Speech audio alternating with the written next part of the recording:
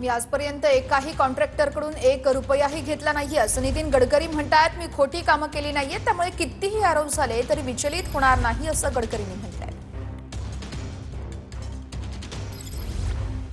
ही गाडी आहे इनोवा, ही शेतकऱ्यांनी धानाच्या कणीपासून, मक्यापासून, शुगरकेन ज्यूस पासून, मोलासेस पासून तयार होणाऱ्या इथेनॉलवर 100% चालते।